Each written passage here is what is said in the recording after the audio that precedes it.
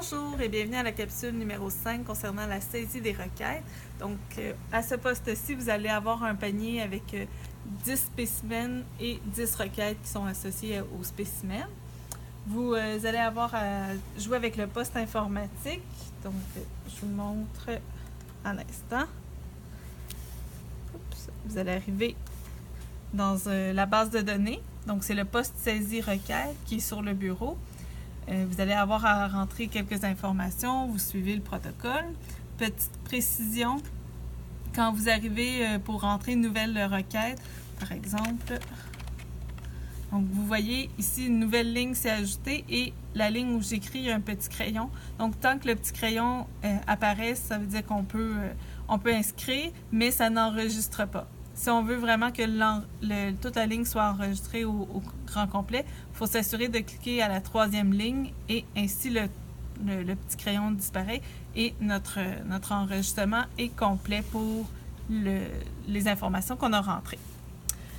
Un petit peu plus loin dans l'entrée de données, on va vous demander les tests demandés. Donc, sur la requête, vous avez souvent les noms au long. Nous, on vous demande d'inscrire les codes. Donc, un peu plus comme à l'hôpital. On vous a fait un lexique pour les codes d'analyse. Vous avez à chercher, je vous conseille de commencer par le nom au long, comme par exemple acétaminophène.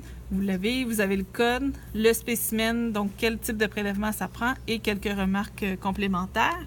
Si vous ne trouvez pas avec le nom tout au long, je vous conseille de vérifier avec l'acronyme. Donc, par exemple, l'aspartate transaminase, on pourrait chercher AST si on ne trouve pas aspartate transaminase.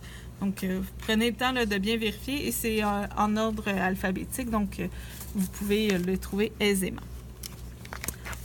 Et petite dernière chose, là, quand vous allez avoir tout terminé la rentrée des données, on vous demande de scanner vos requêtes. Donc, on a mis le protocole pour le scanner juste à droite du scanner, donc vous pouvez suivre les différentes étapes et enregistrer le tout dans votre fichier avec votre numéro de groupe. Vous cliquez, vous devriez trouver un fichier dans lequel votre nom apparaît, donc vous pouvez tout enregistrer vos informations dans ce fichier-là.